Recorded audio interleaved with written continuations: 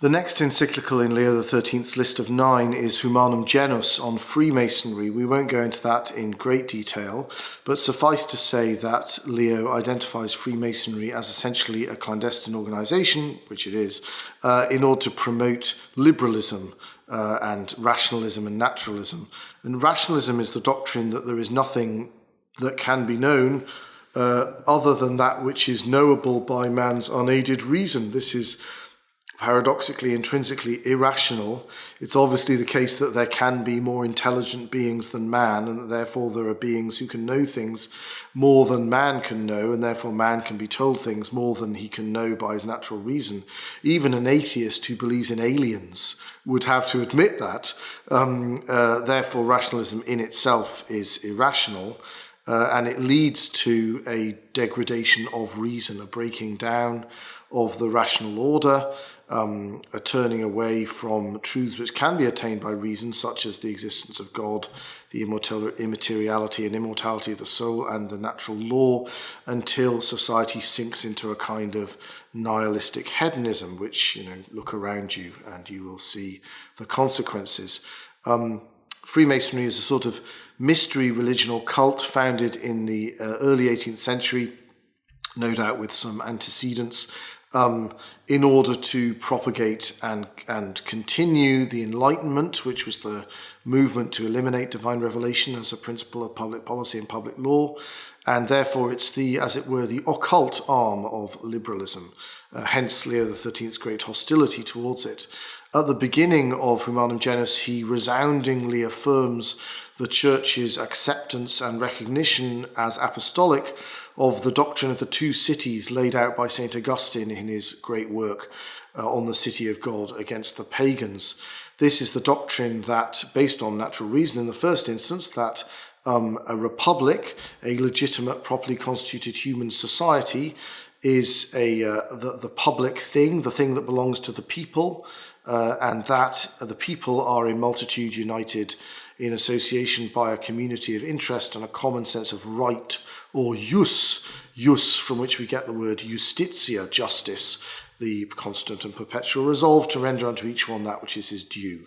St. Augustine explains, therefore, that there is no justice save in that republic whose founder and ruler is Christ, because only Christ can render unto God that which is his due, which he does on the cross. So the society constituted by Christ on the cross, the one holy Catholic and Apostolic Church, is the ultimate human society, the society which answers man's needs, which brings man to his proper end, both natural and supernatural. And those societies which fail to recognize the revelation of our Lord Jesus Christ or reject it, as the Catechism says in paragraph 2244, necessarily turn in on themselves and worship themselves, and they constitute a kind of universal anti-society, the city of the world, whose head is the devil and ultimately, visibly at the end of time, the Antichrist. And this is the great conflict between the city of the world and the city of God, which is the determining war which directs the course of human history, as Leo XIII explains in Humanum Genus. Now, how do we then create or perfect or purify a human political society so that it can be fully legitimate and in accordance with nature and divine revelation? And this is a question which Leo answers in 2 encyclicals, De Eternum on the origin of the civil power, and Immortale Dei on the Christian constitution of states. In De Eternum, he explains that man is a social and political animal. He naturally lives in political society. He naturally lives in society in general. This is why both the family and the state are natural societies, and the state is a perfect society because as it includes the family, even though the family is antecedent to it, it's able to provide the context in which man is able to attain to his natural end, so long, of course, as man worships God in the manner he has appointed. This is why the medieval popes, most famously Pope Innocent III, compared the relationship between the hierarchy of the church, the bishops and the pope, and the civil rulers to the relationship between the sun and the moon. Innocent III said, human society therefore being like the earth. So the earth is human society, which is materially one, but which is governed by two different authorities, the civil authority and the spiritual authority. And Innocent III says, just as the moon derives its light from the sun, so too the royal power derives the splendour of its dignity from the pontifical authority. So the state exists, even if it is not illuminated by divine revelation, just as the moon exists, even if it's not illuminated by the sun. But in those circumstances, it is invisible and useless to man. It doesn't guide his steps in the darkness. If it is in coordination with, it is properly related to the sun, then it is a light to man, which guides him and assists him. So the moon lit up by the sun is the civil power when it recognises and embraces the true religion and the one Church of Christ, as Vatican II puts it. And when it fails to do so, it's like the moon on a moonless night. It's present but invisible to man and of no use to him. In fact, in this case, positively harmful. So man is a social and political animal.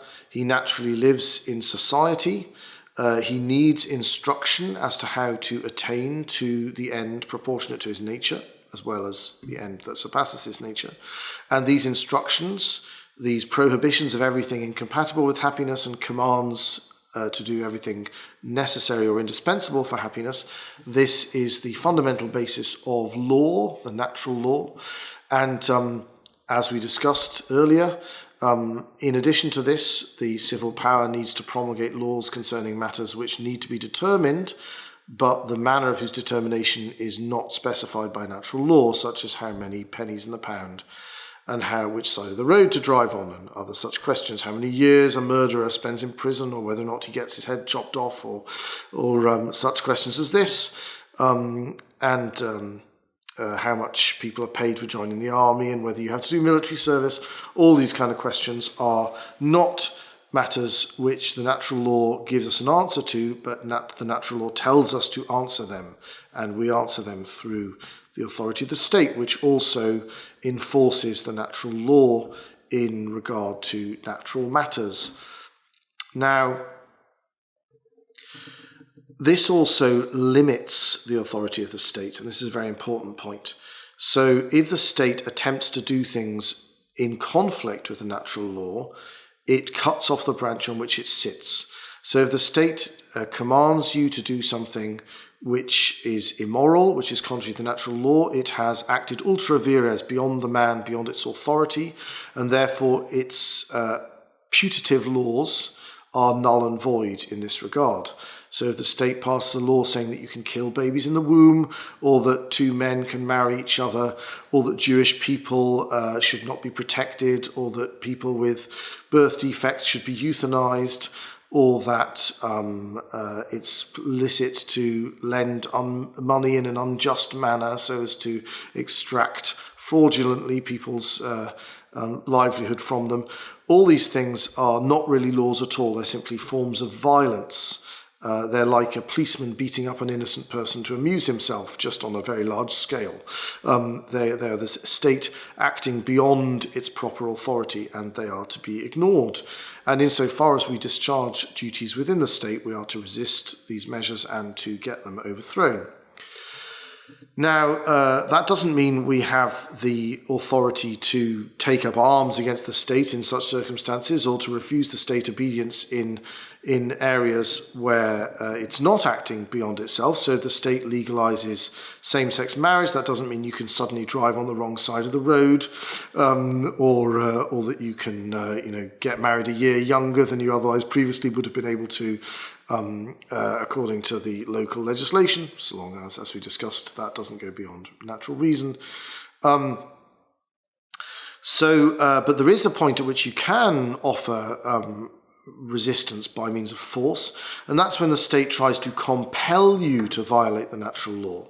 So if the state tries to take your children from you so that they can be instructed in trans ideology, or if the state tries to force you to euthanize young children or whatever abomination the disordered state might happen to be trying to foist upon you, then the divinely given authority of the state transfers from the state to you to resist the state. So when the state merely acts ultra vires but doesn't try to compel you to act immorally, then you are to ignore its authority, because its authority doesn't exist in that regard. But when it tries to compel you to violate the natural law, then you are to, where necessary, take up arms against it. So St. Paul famously says in chapter 13 of the book of Romans, the powers that be are ordained of God, and those that resist them resist the ordinance of God and purchase for themselves damnation. This is true when the powers that be do not exceed their proper authority. He says, owe no man anything, later in the same chapter, other than to love one another, meaning that so long as you fulfill the precept of charity, you will never find yourself in conflict with a legitimate action of the state. Of course, when you find yourself in a situation where the authorities are acting beyond their legitimate power, then, as St. Peter says, we must obey God rather than men. Now, these principles in general also apply to divine law. If the state tries to get you to do something contrary to divine law, you must not obey it. However, if the state tries to compel you to act contrary to divine law, you must simply endure martyrdom. You're not permitted to take up arms as a private individual against the officers of the state for that reason. The reason for that is that because the God's gift in the gospel is infinite, completely surpassing any good of the natural order, it is blasphemous to try and induce someone to accept the gospel by means of force or any kind of temporal inducement. And so therefore, to resist state power when it seeks to contradict divine revelation by means of force would be by default to propagate the gospel by means of force, which is forbidden because it would be blasphemous. But of course, you must never cooperate with any attempt to violate the gospel that the state embarks upon, and therefore you must simply be willing to endure martyrdom like the early saints did in the church up until the 4th century and the conversion of the Emperor Constantine. Now, the fact that civil rulers rule by the grace of God does not mean that they shouldn't be elected. This is a very important principle. The question of how the state is organised is one of those questions like which side of the road to drive on or how many pennies there are in the pound, which are not matters of right and wrong, which therefore can be determined differently by different societies. So that means that one society could be an aristocracy, another society could be a democracy, another society could be a monarchy, elective or hereditary, mixed or unmixed, and this might simply be better for one society or another. That doesn't mean there isn't a technical right or wrong answer to these kind of questions. There is. Military dictatorships are in general a terrible form of government, as you will see from reading your history. Of plutocratic oligarchies are not usually a very good form of government either. So there are, but they're not intrinsically immoral forms of government. They're just stupid forms of government. But they might work in some cases. Venice did quite nicely for itself as a plutocratic oligarchy for many centuries. So these questions do have correct and incorrect answers, but not right and wrong answers in the moral sense. However, divine revelation and natural reason does point us in a certain direction, as Leo explains in Libertas, in fact, in that because man is a social and political animal, he naturally flourishes through participation in political life, and therefore, all other things being equal, all men should participate in some way in the government of the society in which they live. This is a point that Leo makes at the end of the encyclical Libertas. But that doesn't mean that all societies will have exactly the same form of government. St. Thomas Aquinas, in the Prima Secundae, the first part of the second part of his Summa Theologiae, question 105, Article 1, he investigates the question of what the perfect form of government is, and he suggests that in the abstract, the perfect form of government prescinding from the particular conditions of any given society would be a monarchy in which the monarch is elected by the whole people from a free choice of the whole people, assisted and limited by an aristocracy in which the aristocrats are elected from the whole people, by the whole people. So in fact, a form of government not very dissimilar from that of the United States today, no doubt. St. Thomas would think that the United States had shortcomings in its constitutional order as well, but the basic governmental architecture does seem to correspond to his suggestions there. Now, this means that when we all vote in a modern democratic, in the modern sense, society in which every adult has the right to vote, we are voting by the grace of God. We don't vote because a ruler would not be legitimate unless we assented to his government. That would be quite false. Legitimacy of rulers comes from human nature and attaches to hereditary monarchs and plutocratic oligarchies and hereditary aristocracies and military dictatorships quite as much as it does to direct democracies and representative democracies and republics. But when we do all participate in civil life in the way that Leo XIII explains is preferable, then what we are doing is, by the grace of God, we are interviewing candidates for the job of ruler, and when they have that job, they then exercise that authority directly from God, just as we did when we chose them. That means that a politician who is elected, his obligation is to do the right thing, not necessarily the will of his electors. Now, of course, if he lied to his electors in order to get them to elect him, that would be sinful. But if he lied and said, I'm going to legalize euthanasia and abortion and shooting left-handed people and whatever it might be, and then he doesn't do that, well, it was sinful of him to lie, but he still shouldn't do those things once he's elected, because he is now working for God. You were working for God when you chose him, and now he's working for God now that he has the job, until his 4 years are up and you get your job back from God to choose his successor. So it's perfectly possible in fact, it's desirable, as Leo XIII explains, for rulers to be chosen by the people, but that doesn't mean that they then work for the people. They work for God on behalf of the people once they've been elected. Now, the contrasting view deriving from nominalism is the idea that because nominalists deny human nature, therefore they don't think that you can derive authority from human nature, from God through human nature, for the civil order. Therefore, they think that man has to confer authority on his rulers by alienating his own authority to rule over himself. Now, the problem with this is, of course, no government would be able to function if I were able to cancel its authority over me at a moment's notice. You know, if I'm driving at 120 miles an hour on the highway and a policeman pulls me over and I say, I've just suspended the authority of the state over me for the next 20 minutes. Please leave me alone. Then I restore it 20 minutes later when I don't want somebody else to drive too fast and endanger my life. Obviously, that's completely preposterous. No government could be conducted in that way. So if this fantasy were to be true, it would have to be the case that everybody unanimously alienated authority over themselves to the state without limitation. Because if there were limitations, then there would have to be an authority that judged those limitations, and that would either just be some other department of the state, in which case that part of the state would have no limitation, or it would have to be the individual again, in which case, once again, the individual could say, I judge that you've exceeded the Constitution. When you stopped me, officer, please go away, while I carry on driving at 120 miles an hour.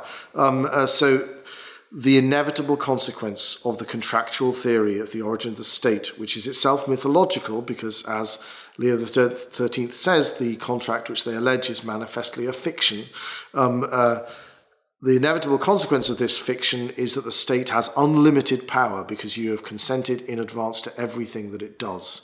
So that means that there are no moral limitations on the state. You don't have the right to resist it when it acts against you in the way that you do under the natural law, a Catholic account of the origin of the state. You have already signed a contract in blood in some imaginary past that you have no control over, and you are now absolutely subject to the state in all matters. This is why the contractualist state is a tyranny by its very nature.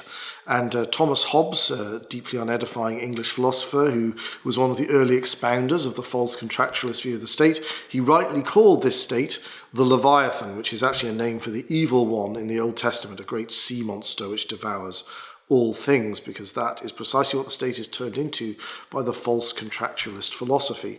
Or indeed the French revolutionaries, who were infected with Rousseau's version of contractualism, they used to have on their banners during the Revolutionary Wars after 1789, La République, une et indivisible de liberté, égalité, fraternité, or mort, the one and indivisible republic of liberty, equality, fraternity, or death. Meaning essentially that either you're with us or you're outside the protection of the laws and we can do anything to you, which is indeed what they did when they slaughtered 300,000 of their own citizens for not being sufficiently enthusiastic about the policies of their government. So that is Leo's account of the origin of civil authority. He points out in that therefore the habit of crowning rulers, not just hereditary ones, but also elected ones, anointing them and crowning them, that the church always had, is appropriate, because as God has instituted the civil power and it has the same obligations to God as the individual does, it ought to be consecrated to him in the same way that the individual is consecrated to him. And the Doge of Venice used to have a coronation. The King of Poland, who was elected, had a coronation. The Roman Emperor, the Christian Roman emperors of the East and the West, were also crowned. So there's no special association of this idea of consecrating the civil power with heredity. Not that there's anything wrong with hereditary government. That's also a perfectly good form of government, which has advantages and disadvantages, just like any form of government does. So the next question for Leo to consider is the question of the obligations of the state to the true religion and the one Church of Christ. And this is what he considers is in next encyclical, Immortale Dei.